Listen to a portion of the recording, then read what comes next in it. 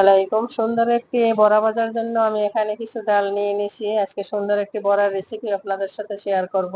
এখানে 1 কাপ মুগের ডাল নিছি, 1 কাপ মসুরি ডাল নিছি, 1 কাপ অ্যাঙ্কার ডাল নিছি, কয়টা কাঁচামরিচ নিছি আর কয়টা পেঁয়াজ নিছি। একসাথে এখন ভিজিয়ে রাখবো আধা ঘন্টার মতন। তারপর ব্লেন্ডারে ভাঙাইয়ে তারপর আমি এগুলোকে দিয়ে বড়া বানাবো। কিভাবে বানাবো আপনাদের সাথে শেয়ার করব।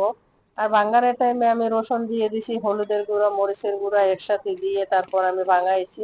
দেখেন একসাথে ভাঙানো হয়ে গেছে, কত সুন্দর হয়েছে। একটু আসালা আসালা রাখছি। আসলে আমি এতটা মিহিন করিনি, বড়ার ডাল এতটা মিহিন করলে ভালো লাগে না। এখন কিছু কাঁচা পেঁয়াজ দিয়ে আমি এটাকে সুন্দরভাবে মাখাইয়ে নিব। মাখাইয়ে 10 মিনিট রেখে দিব।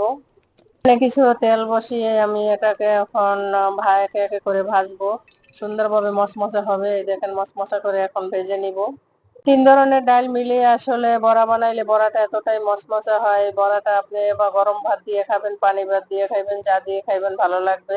আর এত সুন্দর ঘ্রাণ আসছে 3 ধরনের ডাল, এই কারণে নাকি জানি না। দেখেন কত মচমচে হয়ে গেছে। এক পিঠ ভাজছি, এইতেই মচমচে হয়ে গেছে। আর এক পিঠ উল্টাইলে বড়া হয়ে যাবে।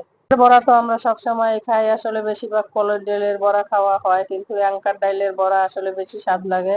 তাই আমি আজকে 3 ধরনের ডাল দিয়ে বড়া বানাইলাম পানি ভাতের সাথে খাওয়ার জন্য। এই দেখেন পানি ভাত, ডিম ভাজা আর ডালের বড়া, মরিচ পোড়া। আসলে আমার কাছে অনেক ভালো লাগলো।